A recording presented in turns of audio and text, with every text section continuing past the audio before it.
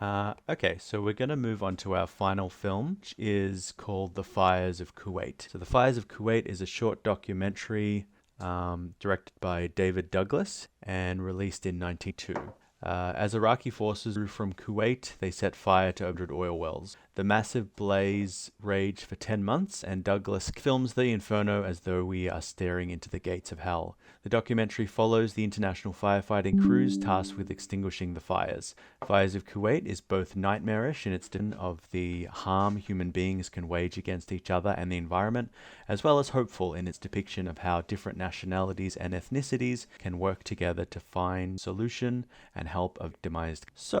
I liked this documentary. What did you think, Abdullah? It was cool, like to see like the effort they put in to put those fires out. I was thought it was really cool. I actually like seen the aftermath firsthand, so it was really cool to see how they were able to stamp out those fires. Yeah, and it was interesting to see. I mean, first of all, the images of the flames are horrifying. Like I've never seen anything like it, and the effect on the environment. So in that sense, just as a document of a disaster, it's really valuable documentary. But yeah, as you say, as the crews arrive and start to try and figure out what to do about the disaster, I found that really compelling as well, and the different approaches they have and the teamwork they show was really interesting. I thought it was funny how some countries thought up these elaborate plans. Like the Norwegians put together this like jet engine that blows the flame out, and then the Texans just kind of chuck dynamite down there and blow it up. But they both work. Like they both serve a similar purpose. And then other countries sort of reversed the oil pumps and used them to drag seawater up to extinguish the flame. So really amazing engineering and collaboration. Yeah, I'm like really cool that they were able to capture like those different techniques. Like the dynamite one was really cool. Like the idea, like you saw it like exploded, and all of a sudden there was out. That was really cool. It's a cool idea trying to utilize that lack of oxygen with with just extinguish the fire. That was a really clever way that they did it. Yeah. Did you know how many oil wells this like entire all the teams that were involved were able to extinguish? How many Uh, fires? well, I read the over 600 oil wells were lit, and then there was kind of like oil fields were set on fire as well, and some wells were damaged. I assume they put them all out. Over six. 737 oil wells Wow. were, yeah, it is scary. Yeah.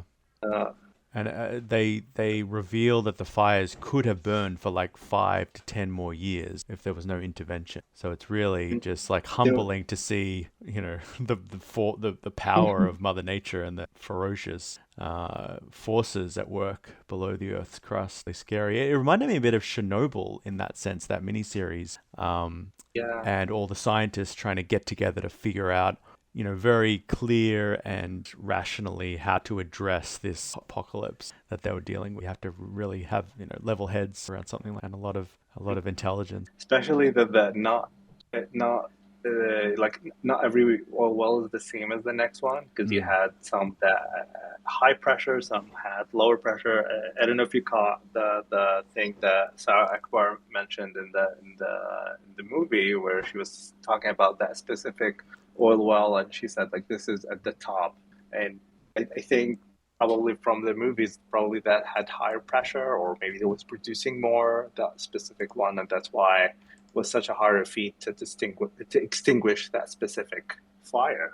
I think another firefighter said something like every fire has its own personality. Like you can't address them all the same because they've just got different elements and they just move in different direction. There's so many variables that each fire is unique. So in total, apparently 71% of all oil wells were burning at Wow. the start of their effort. So you mentioned Sarah Akbar, and I think apart from the narrator, she sort of gets the most dialogue. She is one of the local chemical engineers. So there was, as well as all the international crews, there was an actual Kuwaiti crew which had the most knowledge of the land itself, obviously. And she was one of the main firefighters, the Kuwaiti team. I think she had expertise in the on the oil itself, the reservoir. So she knew what's going to happen, like in terms of pressure, of what's going to come out of the oil well, and that's why she was, part of that team. Is Mm. for her to get the geology part of it to help out,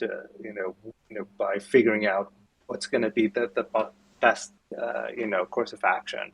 Now, you mentioned at the start you've actually visited these oil fields. I did see some of the destruction, as what is it, as recent as probably 2016, 2015. There were still remnants of like the tar Wow. on the ground. You see some remnants. There was a cleaning effort in the years after, but like as recent as 2015, there were still, you could see it. You could see, black desert or some parts of the desert. I think another thing that struck me was the engineers talking about not being able to see the sun, that the smoke was so thick that it was constant shadow and they just couldn't see the sun. And the first time they saw the sun kind of indicated that they were making progress. Yeah, that was scary seeing like the sky itself all black. And it's, especially in the part of the world that doesn't get clouds at all, to see like the sky being that dark, it is scary. Yeah. Another thing they touched on in the movie is related to the mines. That's also another thing. Like growing up, we had to be wary of. Hmm. You can't go to the desert anymore because people used to go camping in the desert, but especially growing up at the start, at this like the years following the war, we couldn't go right away because of the dangers of hidden mines, here or there. Mm. But they started clearing them, you know, Yeah. year after year. But there were still issues with the mines. Again, as recent as 2015 or 16, there are leftovers, undetonated, Wow. hidden under the sand. Yeah. It's scary. Um, I did want to mention there was another documentary about the oil fires released in 1992, and it was made by Werner Herzog, the German director. And it seems to be a very different documentary. It's not really providing any historical context. It's kind of just presenting the audience with imagery of the fire and the post sort of destruction scape. It's more of a. I haven't seen it, but it got quite a lot of critical acclaim. I would be interested in checking it out. And if you're interested in this topic, that might be tracked down. I think they're both available on. In fact, all three films we looked at are at to varying quality. No, that's really cool. The image I think that I associate with also with the fires are the wildlife. I'm trying to find it actually. I'm googling it. Can't find it, but like you see like the wildlife is drenched in oil. What sort of creatures? You mean like birds, Sorry, birds and things? where is? Yeah, yeah, Yeah. yeah, yeah. But okay, I've just googled it. I'm not able to find it. Yeah. Actually, yes, here is the one. I'm gonna put it in the chat. So it's a bunch of pictures, but one of them is one of the famous birds, pelican, maybe. Yeah.